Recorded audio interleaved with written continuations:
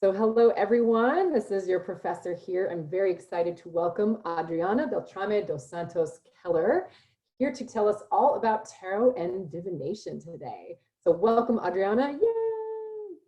Yay! And go ahead and take it away for us. Introduce yourself. Let's get going, shall we? Tarot and divination. All right. Thank you, Natalie, for having me again. And so my name is Adriana.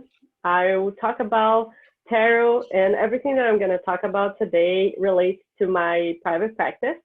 So I've been already practicing tarot readings for a little more than 5 years, I think 5 to 6 years, actually doing readings, but before that I was just studying.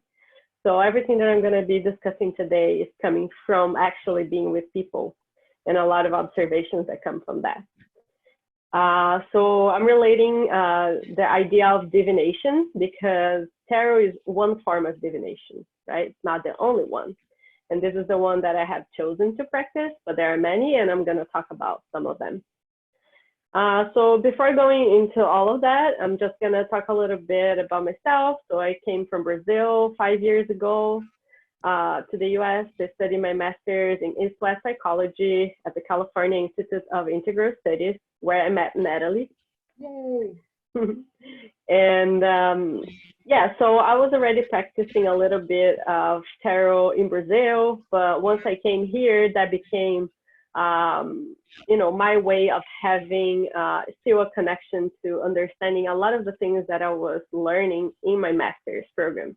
So I was learning a lot about archetypes, mythology, and deep psychology, and many of these things and terms I'm going to talk a little bit more later if you never heard about them before. But as I was learning about all of that, my practice was actually helping me to ground those teachings and those learnings into understanding how they work in practice. How do they actually portray themselves while people are trying to reflect on their own lives and working with dreams and trying to understand emotions and all of that. So I got into tarot reading also in Brazil when I was kind of thinking, I think that's something I should actually approach. I love images, I love deep psychology, and it seems that it's like a nice way to start. But I had no idea how to actually start because traditionally it is said that for you to start actually practicing it, you have to receive a tarot deck as a gift from someone else who had been already using that deck, and then that person gives it to you. So whenever you start working, it is coming from that gift, that someone trusted you to do that. So I never thought that this was going to happen with me. And maybe I was just connecting to that strongly enough that I had a friend that actually said, hey, I had another friend that she doesn't want to use her tarot deck anymore. And you've been like commenting that you were interested in that. She said that she wants to give it to you. And then that was a big responsibility because if that was actually happening with me, I had to take it on and take the responsibility and learn about it and actually try to do it. So it was a little like a push that also came. I believe that I was able to attract it because I wanted it so much, but once it actually came, I was so afraid. But I was lucky enough to have some guinea pigs in my family who were willing, like that they were willing to let me try to learn it with them. So that's how it started. And the tarot deck that I received is this one. Usually it has like this back, and a lot of the cards are very artistic. So they have a lot of drawings that don't necessarily come from the traditional deck, but they are artistic creations that were made by like a team of people trying to gather a lot of different symbolisms from astrology, from Kabbalah, from art, from many fields that they could all gather to make sense of it. So it's called the Crowley Tarot or the Tough Tarot deck, which is very famous right now. It's not the most ancient one because it's a more modern, but it's really famous nowadays. So as I have already mentioned some of these words like archetypes, myth, like mythology, symbolism, all of these subjects really come into play when you're relating to tarot.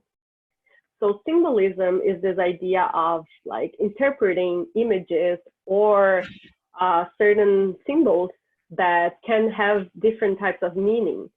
And sometimes that can be related to different cultures, but it can also be across cultures, one symbol can mean the same thing. For example, if you talk about symbol of the planet, I think, well, here, it's really small here, but if you see this symbol here, it's a little circle with an arrow. This symbol is the symbol of the planet Mars. So for a lot of people who have already been in contact with that, and you show it to them, they're gonna know that that's connected to Mars or to masculinity or to men.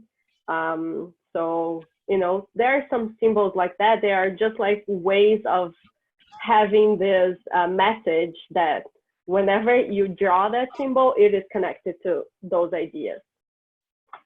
And the idea of archetypes, I'm going to explain a little more. It comes from the work of the psychologist Carl Jung, who was very famous in, nowadays he's becoming more famous, because who was actually famous was Freud, and he was a student that worked with Freud, and then he developed his own work with dreams and the deep psyche, and then he became famous after that.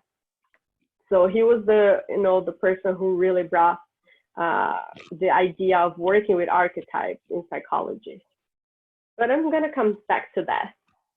The psychology of emotions, of course, because whenever you are working with people, you're going to be working with emotions. And this is one of the main things that the tarot can be helpful for. If you're giving someone a reading, you're also going to be helping them understand, recognize, and unfold some of the understanding of their own emotions. So if you're able to learn a little bit more about psychology of emotions, that's always going to help you in the practice. Myths and fairy tales are also very helpful because they are going to be still connected to the idea of the archetypes, which is basically they're going to be bringing a lot of different ideas and a lot of different meanings to play together in this big theater of stories. And usually this is how we can see ourselves in the developing of our, not only our emotions and of our fate or our ideas of destiny being played in different ways through different myths and different fairy tales. So whenever you have a little bit of understanding of that, it's also going to help you interpret images and symbols. And lastly, but still very importantly, is the idea of meditation and the silence of the mind, because it is important for us to kind of let go of a lot of just like the rational tendency of wanting to have things linearly and logically pieced together. This can hinder the flow of intuition, which is a very important thing when you're working with people, I would say, that's in my opinion, but when you're working with tarot, especially. So if you can silence your mind to understand the depth of the psyche, you know, you kind of open yourself to not have to have answers that are very object and like objective and direct and clear as like mathematics. Not even mathematics sometimes are that clear or objective. But if you can silence the mind and enter a meditative state, you are more open to receive messages from the subtle world, for example, from the dream world or from images, from nature, whatever you want to call as a source of subtle information about the world and the universe. So meditation is a very important piece. It doesn't have to be that you have to meditate every time that you're going to do a reading, but if you have a certain practice that you keep your mind kind of like in this constant like hygiene of thoughts that's gonna make you stronger into your interpretative, I don't know if to this word, your meaning making skills. So yeah, you can go to the next slide. So this idea of divination, right? What is it, right? So I put here some ideas to think about, or maybe some questions. Is divination the uncovering of how someone's fate is playing out? Because a lot of the times that we talk about divination, we think about, people reading about the future, people telling other people what's going to happen in their life. Is it like connected to understanding someone's destiny or fate? Are there things that you cannot run away from in your life because you're destined to do that? And this is what divination do. They just like find out what is it that is in your life story that is supposed to happen. And then they tell you that. Is this actually intuition? Is this magic? Or again, prediction of the future? I would say it can be all of that and it can be none of that. It really depends to how you have a relationship to the idea of divination itself, how you approach a reading as either someone who is offering the practice or someone who is receiving that, because it's very important for you to have a relationship to what is actually happening and to think about what is your actual relationship to the idea of the subtle world, and also to how you want to manage the information that comes to you when it's actually talking about this more non-ordinary things. When you're talking about dreams, it's not something that usually you're going to talk in the elevator. It requires a certain time, right? It requires a certain reflection, a certain amount of intuition, a certain amount of questioning and curiosity and going back and forth. So it requires a lot of different faculties of the mind to actually have a relationship with it. So if you just see yourself what's the word for when you don't believe in things? Oh, an atheist? Or? Yeah, skeptical. Oh, skeptic. Yeah. If you feel yourself very skeptical, then it's really hard to actually relate to that, because you're going to be resistant to a lot of the information that might be coming your way, right? So the more you can open yourself, the more you can get from it. But also there's always going to be resistance, and we're always going to be a little skeptical in parts of it, but it's also nice to welcome whatever resistance you might have to this more like occult kind of world that is like tends to bring information that sometimes we don't want to see or we don't want to look at. And not all the times it has to deal with the future. Not all the times that you're going to have a divinatory practice, you're looking for, to know about what's going to happen in the future. You just want to actually be able to know how to get rid of whatever things that might be stagnant in your life, so you can give a next step, and then you approach the future yourself without having necessarily to know about it, right? So there are many ways that you can relate to it. You can go to the next slide. So here I brought some ideas that have already been written by authors. So divination can be seen as an effort to gain information of a mundane sort by means conceived as transcending the mundane. So to talk about like what is the mundane, right? Usually when we're talking about like the practical, ordinary things, like waking up, having breakfast, getting food, and driving your car and going to do things, doing groceries and taking care of work and life and house and family and relationships. This is something that everyone is doing, right? More or less in their own ways. But when we are talking about something that transcends the mundane, this is like more the internal world, right? It's that thing that we can call like the soul, or like the unraveling of the soul, those things that are only actually very unique to you.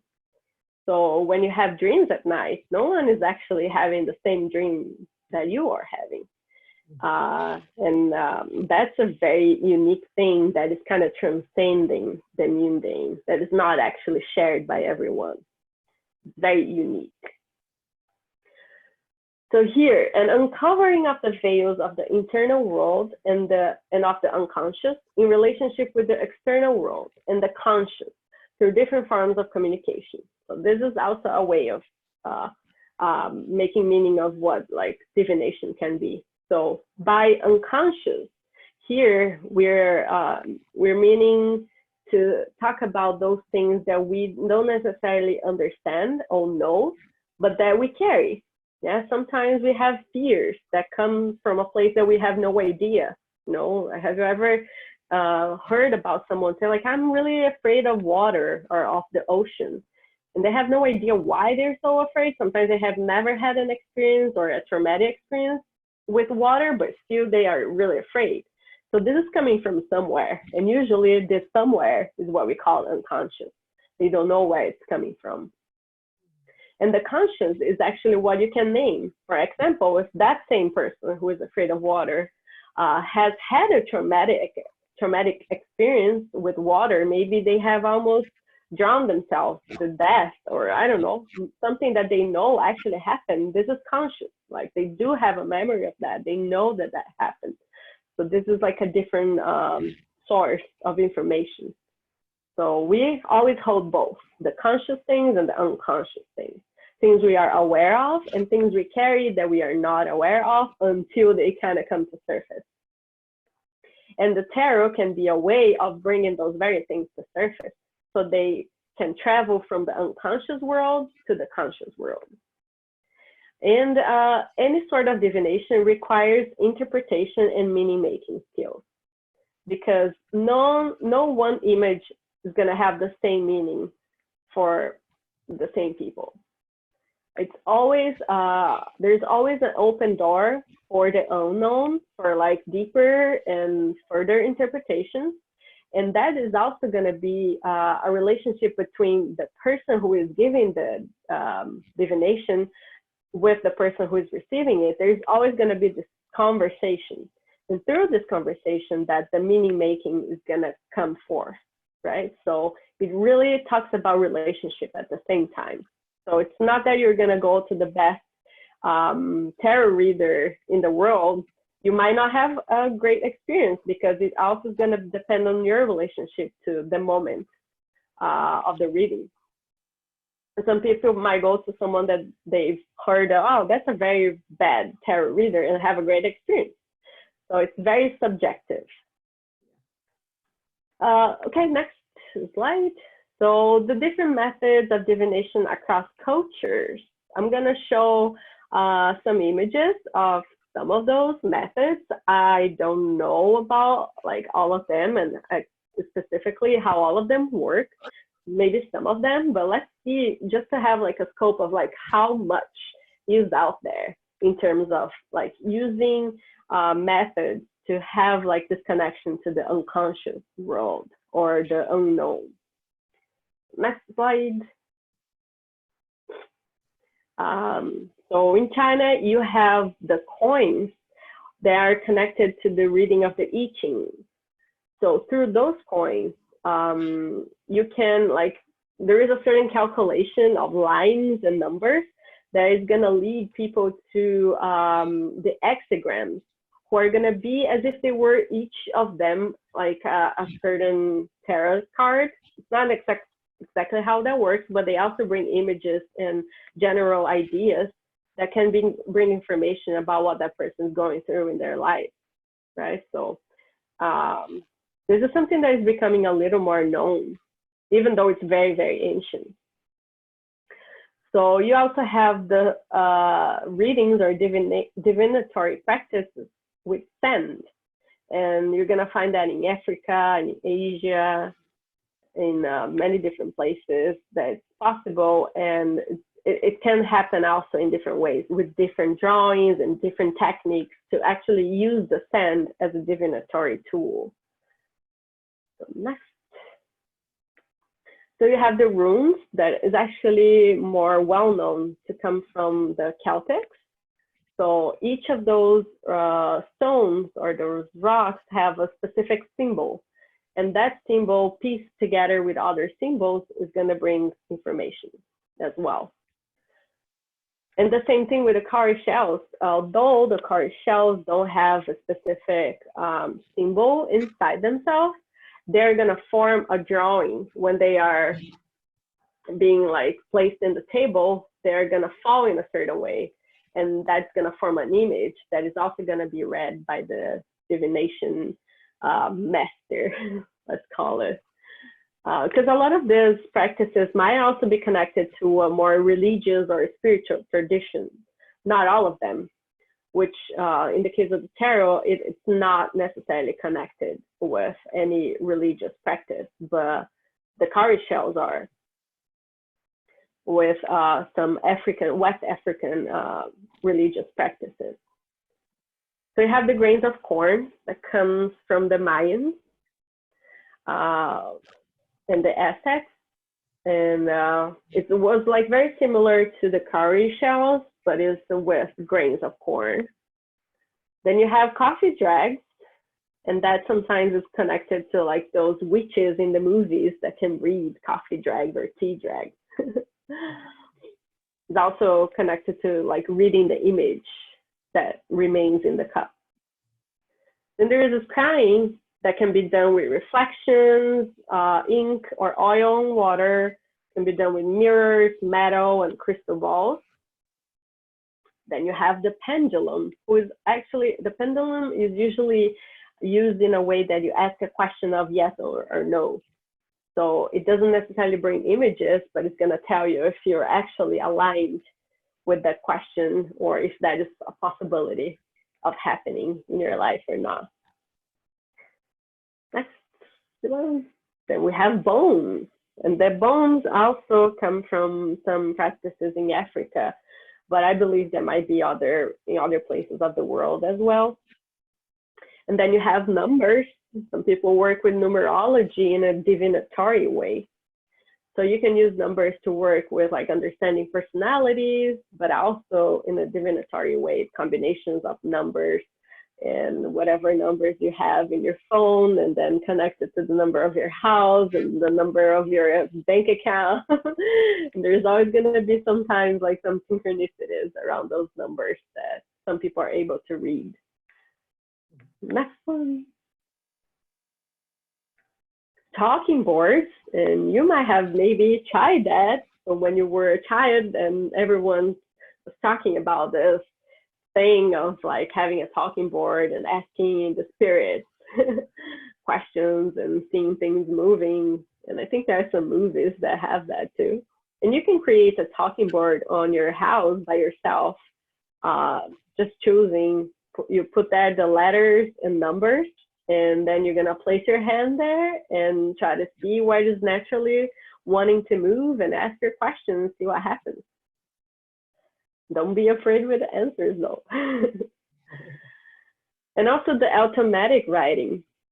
The automatic writing, at least in Brazil, is connected to a religious practice in the Spiritism, that people talk with deceased people, and then they're gonna speak through that and answer questions through someone's writing. They close their eyes and then start writing and things start coming.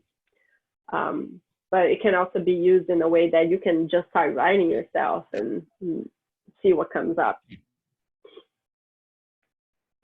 Then you have the fire. Some people read the movements and the images that a flame is doing in the moment of the asking of the question. Then you have the dice, which is a pretty accessible one. You can use the regular dice, but these ones in this picture here, they have like, some have numbers, some others have the symbols of astrology. So it can be used coupled together with different types of symbols. Next. Then this is very interesting. Some people read animals like the birds flying in the sky, and in some indigenous practices, they can tell in how many days is it going to rain, for how many days is it going to rain, when a storm is going to come, just by reading not only the number of birds in the sky, the type of birds, and also how they are flying together. And the one in the middle is actually a crab in a bowl of mud and water. And that actually comes from West Africa. I forgot the specific name of that. I don't know why I didn't write it down there, but the way that the crab moves in the water is also going to be interpreted as talking about potential things happening in the future. And you can even read the shell of a turtle and just look at it and also see images coming and telling about the world. And next, planets are also another possibility. And it's not necessarily what astrology does, but through the knowledge of astrology, you can also use that as a form of divination and prediction of the future, if that is the way you choose to relate to that. So each planet can bring different forms of messages. So next one. And then here we see the palm, which is the famous palm reading, just to see how the lines are there. You can maybe know about what is your destiny and your fate, and when are you going to get married, when are you going to have children, when are you going to die. Some people look to those questions. They're pretty big. And then the tarot. There are more than 7,000 different decks that have already been created, and there's always more coming. So it's a very interesting how famous tarot got, and how many possibilities are there, because, you know, initially you can use a deck to play cards actually, but you can transform that into a divinatory practice. So I think that's more accessible to most people. All right, next. So here, if we talk about tarot, so in one way, it can be seen as a symbolic map of consciousness and of ancient book of wisdom that reveals to us visually and symbolically the creative ideas and states of consciousness that appear in multiple existence in all cultures. So basically, to translate that is that you don't necessarily have to be from the same culture to understand the message and the meaning of each card. You can actually relate to that as a more universal message that can be brought to no matter who you come from. And that can also be related to something that you're going through in your life. So it's a symbolic system. So in most decks, you're gonna have around like 72 cards. And you're gonna have all these different symbols that together they become a system, that they try to kind of encompass all the different areas of life. For example, in the tarot, the spiritual side, the material side, the mental side, and the emotional side. So usually you can ask questions in these different realms. So that is like the system that forms the symbols of the whole deck. So you can, with that, it can be a map of consciousness. You can know how you're doing in the spiritual level, in the material or physical level, the emotional level. It can also mirror to you what are the internal processes that you're going through. Maybe sometimes you're just feeling very anxious. You don't know exactly what you're processing. And then the tarot can help you understand what is actually at stake there. It can also show impermanent emotions. So maybe not something as big as something big that you're processing around like a big happening in your life, but maybe just like an emotional state of the very moment that you're in. That can be just related to hormones. Nothing maybe that big. But once you understand it, it usually brings a sense of relief. Okay, it's just that. Yeah, and the cross-cultural subtleties of the human experience, because, you know, a lot of people are gonna miss relatives, and they're going to go through grief, and that's going to happen across cultures. And the tarot can help process those types of universal happenings. All right. So no one really knows what's the origin of the word tarot, but there are some different ideas that have been offered that it could be related to the Egyptian word tarosh, that means the royal way.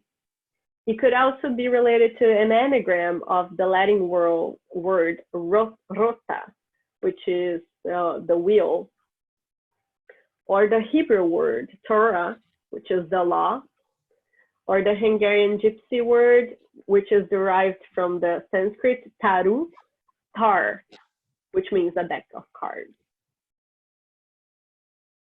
These are some options. And the different uses of tarot are many. And I have already mentioned a little bit of that. So you can use a tarot deck as a guidance to your decision making in a certain time of your life that you have lots of decisions to take, or one important decision. It can be a tool for self-reflection. It can be a tool to work with dreams. Even with health issues, you can use a tarot to bring some sort of insight and guidance around it. You can use it to just practice intuition. You can use it also to predict the future. You can use that just to study human emotions and symbols and archetypes, understanding patterns of the mind, and ways of going about change and transformation. Or you can use it to perceive multiple perspectives in a given situation. For example, if something very complex happening in your life with a lot of people involved, you can kind of like have a spread that is going to talk about what each person is thinking and how can you understand all of that together. And it can also be a visual map of states of well-being and pathology, right? So where things are not working well and where things are working well. And the basic structure of the traditional decks is having the major arcana, which are the big themes of life that they all come in 22 cards usually. And then the minor arcana is going to be the most, not that they are simple, but it's not like the very big themes of life. It's more the day-to-day themes of experience. And then the most common decks, or some of the most famous ones, are the Tarot of Marseille, who is very, very old, right? Comes from 1859, more or less. The Rider-Waite, and then the Thoth, which is the one I use, that is connected to astrology. And then the New Mythic, that came around 1986. And is one of the famous modern ones. But if you go to a bookstore with lots of tarot decks, you're gonna see so many. I have a lot of the modern ones. They're come from different people who have different types of practices. Yes, next. So you also have different forms of spread. So some people call the Celtic cross that you can do. You can lay out 4 cards to see the main themes of your year. You can have 1 card, you can have a circle. There are some traditional spreads, but you can also create a spread of your own depending on how you intuitively connect to your own reading and how you want to get the answers. For example, let's suppose you have a situation that you have to decide between 3 different options. So you can lay out 3 different cards, 1 for each option, and then you can lay out 1 more that is actually the synthesis of the whole decision. That could be a creative way of going about it. All right, next spread. So now transitioning to the possibility of you who's watching this video today, feeling very curious about learning it. And maybe you don't have someone who is actually going to come and gift you with a tarot deck right now during quarantine. So you can actually use technology, and you can download different apps on your phone to actually start learning it by yourself. And one way that I recommend doing that is like grabbing one card every day. You can do that either in the morning or at night. And then you just grab the card for the day, and then you read about it, and then you see how your day unfolds. The main thing that you felt in that day is probably going to be what the card is actually portraying, the thing that most impacted you in the day. So if you start doing that, you're going to see that throughout a week, you had many things that impacted you, and a card who was relating to that. And then you're going to learn more about each card and start creating like more intimacy with each of the cards. And one app that I actually like because it's very simple is this one called Galaxy Tarot, which I just recommend this one because it's the one I use to grab a card every day. And you can even choose to have a card popping up every morning on your phone. And then you can read a little bit. It's going to explain a little bit. This one doesn't show the top deck. It shows the Rider White, which is this one that is kind of portrayed in a more basic way, but is also very easy to understand. So that's why I recommend this one. But you can also, try out different ones. And I have like no connection, not advertising this app for any other reason. All right, next slide. You can pass this. I won't go through this.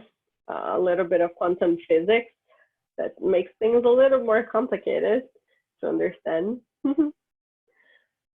And here I would like to offer an idea of an experiential for you to try it out. And it was, it's back. So just explain experiential. Okay, let me just open it here. Okay, so I'm offering this idea of bringing an experiential for, whoever wants to dive a little deeper into more than having just the app on your phone. You can also start trying it yourself and feeling it, how it actually speaks to you. And here I have in my table, let me sit in a different way. Okay, so yeah. So here I have different tarot decks that I brought just, to show how much difference they can have between each of them. So here I have this one that is an indigenous deck. This one is actually in Portuguese. So it shows all the different rites and rituals that the indigenous peoples usually practice, and how that is connected to something you're feeling and something that can actually bring some insight on how to do your own rituals. There is this one that is like sorry? Is that indigenous people in Brazil? That's actually not just in Brazil, because there are certain similarities between the native indigenous in Brazil and in North America. There are certain types of rites of passage that they do with like basic main things that are very similar. Oh, cool. Mm-hmm. And I have this one that talks about different types of feminine and more like subtle energies of understanding connection to mothers. I have this one here is really interesting because it's actually not supposed to be a tarot deck, but these are cards that are called the inner active cards. And this is connected to a specific form of therapy that is called internal family system. And here you have all the different drawings that portray different parts of the self that might be wanting to have a certain voice in your head and might be needing you to look at them and recognize them. So this one is only drawings. There is no numbers, nothing else. You just have to interpret the drawing itself. And I have another one here that this is actually connected to Sri Aurobindo and the integral yoga, which is actually the basis of the teachings of the California Institute of Integral Studies. And it's all like messages from the spiritual world. So these are some of them. Because I'm not in my house, I didn't bring all the decks that I have, but I actually became very like obsessed with different tarot decks. But here, I'm gonna use for the practice the one that I actually work with. So this is my tool, my instrument of actually working with people, which is the top one that I explained. And I'm gonna have Natalie modeling how to go about it. But in your case at home, you're gonna be both the tarot reader and the receiver. And the idea here is to first start with a little meditation. So I'm gonna invite Natalie to close her eyes if she feels comfortable closing eyes. If you are at home, you don't feel comfortable closing your eyes, you can just hold a soft gaze to the floor or to the ceiling, but just choose one spot. Don't move your sides too much. And then you're gonna give 3 deep breaths. Just inhaling through your nose and exhaling through your mouth. One more time.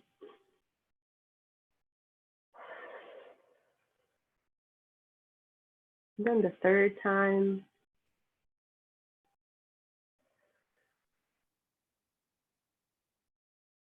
You can open your eyes. Just feel very connected to your feet on the ground. Noticing your spine aligned with your position. And then if you are at home, then you can choose a place that you're gonna do it. I like to have, my crystals around me, if you have like things and objects that make you feel comfortable and connected to yourself, you can bring that in too. Natalie, if you have anything around your office that you wanna bring, feel free to do it. Your books right there. Yeah.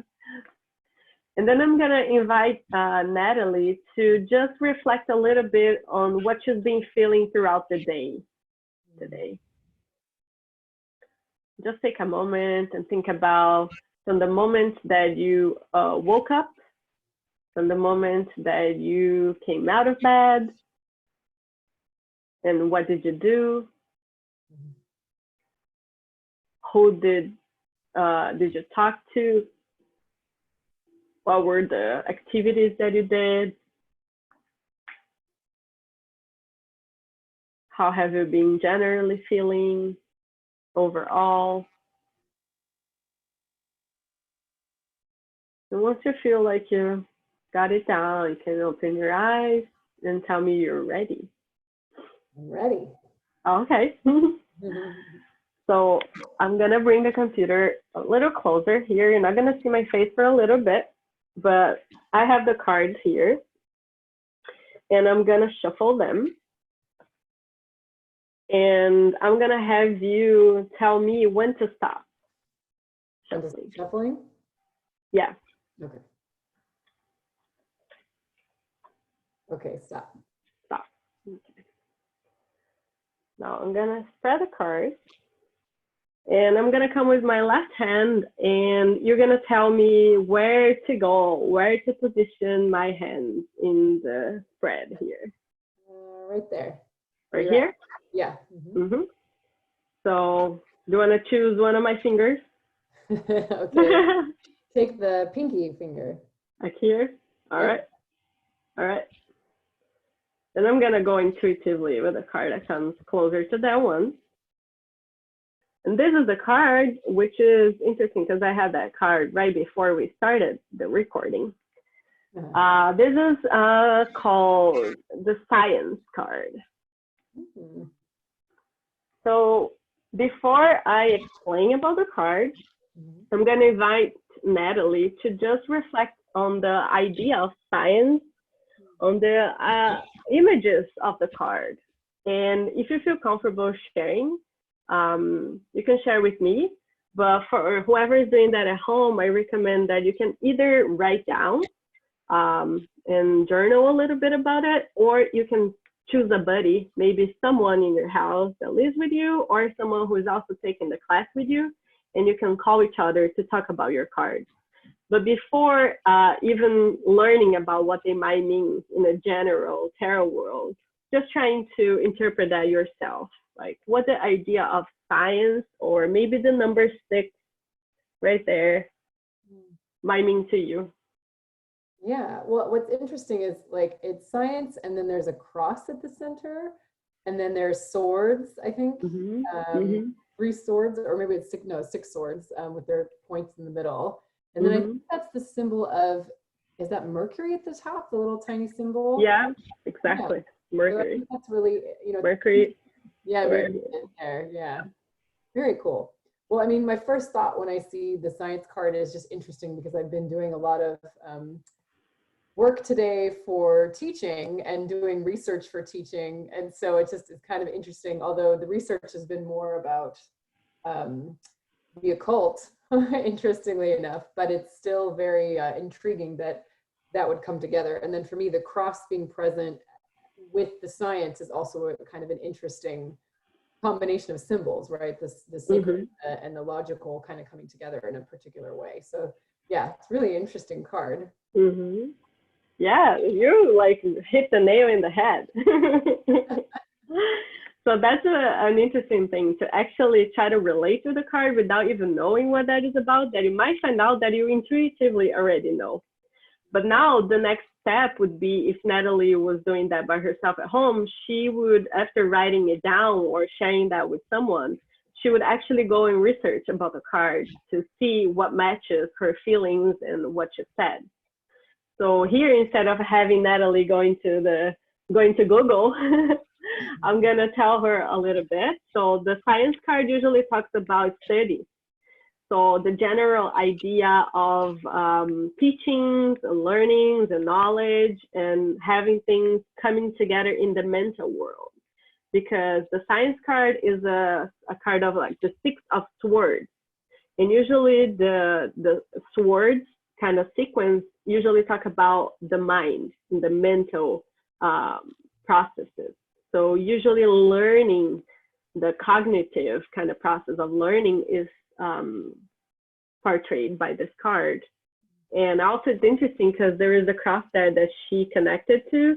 And, early on, all types of knowledge were connected like to sacred forms of knowledge. And now we relate to that in a more kind of mundane way, right? But there is this connection between the sacredness of knowledge and how important it is to actually share it and pass it on. So it might be, if she wasn't already a professor herself, she would be really dealing with teachings and different forms of knowledge today. Or even thinking about enrolling in a class or a program herself. So these are some of the possibilities. Usually in my practice, in my private practice, when this card comes up, is because the person is really thinking about going back to study, thinking about enrolling or finding a new path, a new career, going back to either college or going to graduate school. So this was an example of how to go about it. And now what I suggest is that you go on Google, and then if you got the 6 of swords, you're gonna type it there and see all the different interpretations in different decks and compare that to your own interpretation. And then you can keep on journaling after that too, and kind of keep track of it, especially if you choose to grab a card every day. You can do the same process every day. And for whoever is at home, I'm gonna suggesting a website that you can go to have a free drawing of 1 card of this same tarot deck, so we can use the same. And now we're gonna have Natalie showing the website, right? Yeah, so I'll pull it up right now so people can see it. Yeah, so the address is occulttarot.com. So occulttarot.com. And then you're gonna just go and click on that button, tarot reading, and then it's gonna bring you to a free reading. And then in this part, the ancient tarot cards, you're gonna choose the first option, which is the Crowley Toss Tarot. Later on, you can choose the other ones for curiosity, but for the sake of this practice, you can choose the first one. And then you scroll down, and you're gonna go to spread, and you're gonna choose draw one card, because we're gonna try to do it simple to start. Then you can put your name and leave the question part blank and click on read your card. Then after you scroll down, you're gonna see Natalie's reading. The single card to focus on is the Nine of Swords. Here's the name down in the bottom of the card, Nine of Swords, and the name of the card is Cruelty. So she would kind of reflect on the image of the card. So don't scroll all the way down, because then it's gonna bring you with like some keywords, and we don't wanna be influenced by that before the reflections.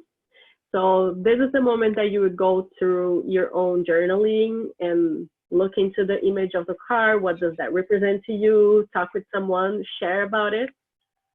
And then after this process, you can go back, if you can hold yourself from scrolling back.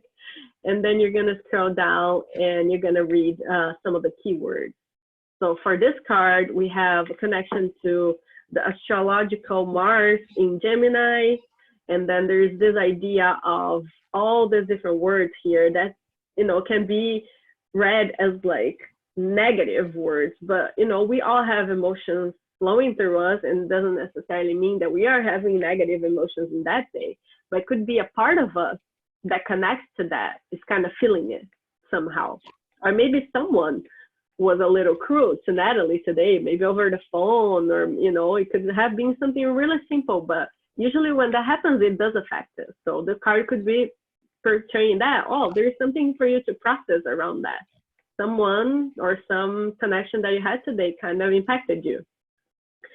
And then you can keep on studying the card, and then if Natalie feels impelled to go on Google and type Nine of Swords and see what the meaning is in different decks, then she's gonna have a more intimate relationship with that deck. So this is the suggestion for the practice. And I think just for the last slide, just gonna, I wanna give my contact if anyone has any questions or anything that you would like to share from this lecture, or anything that comes up, because unfortunately here I don't have the possibility to hear the questions in real time, but I am more than happy to reply them over email. So here it is, my email, adrianabeltrame@gmail.com, my number 415-629-6035. Feel free to reach out, and yeah, thank you for listening. Yes, thank you so much. Yay.